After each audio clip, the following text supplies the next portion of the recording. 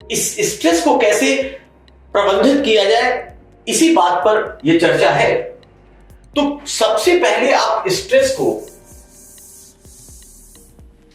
इस तरह से समझिए कि स्ट्रेस एक ऐसे ग्राफ की तरह है।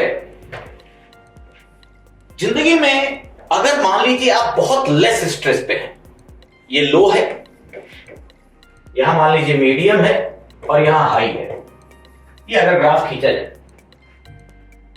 तो ये जो स्थिति है, कोई आप पे स्ट्रेस नहीं है, स्ट्रेस फ्री है। मान लीजिए आप स्ट्रेस फ्री हैं, तो ये वैसी अवस्था है, या तो आप सन्यासी हैं, भारतीय परंपरा में तो बहुत सारे लोग मिल जाएंगे, फकीर हैं, सन्यासी हैं, या फिर सुसुप्ता अवस्था में है, सोते हुए।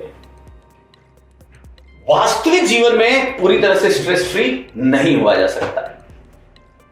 अगर स्ट्रेस है तो ये आपको एक्टिव बनाएगा। ये स्ट्रेस ये आपको प्रेशर देगा काम करने का, आपको जो पाना है पीछे। अगर थोड़ा स्ट्रेस नहीं होगा तो आप अनएक्टिव हो जाएंगे। तो स्ट्रेस होगा, एक तरह समझिए कि जिस तरह बाइक और कार के लिए फ्यूल जरूरी है, तो स्ट्रेस फ्यूल है, वो आवश्यक तत्व भी है। आप एक्टिव होते हैं, काम करने जाते हैं, और ये जो पॉइंट है इसको कहते हैं ऑप्टिमल पॉइंट। ये मैक्सिमम है।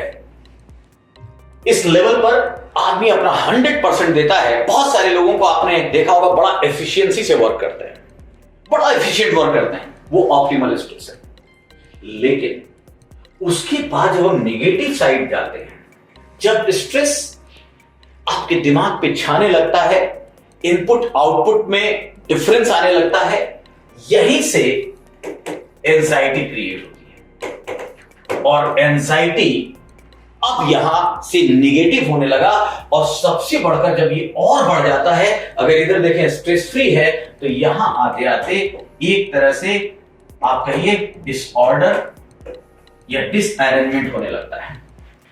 और ये कर्व है, यहां तक होना बड़ा पॉजिटिव है, this is the positive side of stress, और यहां से नेगेटिव साइड ऑफ स्ट्रेस।